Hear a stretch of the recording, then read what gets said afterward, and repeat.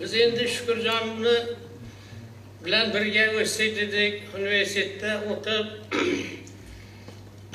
Men mana bolalik yillarim yoningizda mana Qarshi, Surxondaryo, Qashqadaryo joylarida kechgan. Endi yurda baland tog'lar sal teparoqda. Shuning uchun bir-birimizni taylib qilaverardik. Shukur aytardik, kelib shu Shukurni onasi rahmatlik ayam onamiz kelinglar deb yozlik ta'tilni Boysunda o'tkazardik. Hammasini men yaxshi bilaman, eslayman. Hozir Chorchinor, hamma joylar, avlod va hokazolar bilasizlar. Keyin endi yoshlik yillarimiz emasmi endi? Ozroqgina kishi lofga, maqtanchoqlikqa moyil bo'ladi. Va bu joylarni ko'rsatishgisi keladi.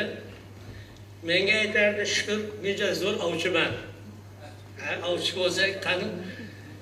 Keyin bir otasidan, buvasidan qolgan bir miltiq turardi. Bilmadim, otadimi yo'qmi bilmadim. Keyin bir kun turdikda, avga chiqamiz dedi Shukurboy. Hay dedik. Yelkaga miltiqni oldi. Ikkalamiz toqqa qarab, o'rmalab ketdik. Arkada boboy bilan mama ehtiyotgina borib kelinglar, jo'g'alib qolmanglar, u dedi.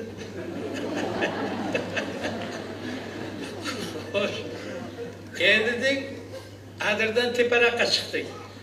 Ikkita ovchi. Biri qurolli, biri qurolsiz. Shu vaqtda bir archani tagidan bunday qarasam, bitta narsani dumi bunaqa qiladi, qimirlaydi. Shukur dedim, mana uni ham qimirlayapti dedi bir vaqtda. Ikkalamiz ham baqirib yubordik, bir to'ng'iz chiqdi u yerdan. Shu to'ng'iz chiqqandan ikkalamiz pastga qarab qochdik. To'ng'iz yoqqa qarab qochdi.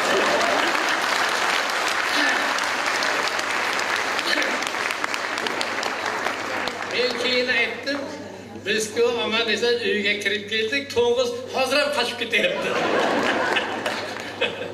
Shukurlarda ham qochib ketyapti.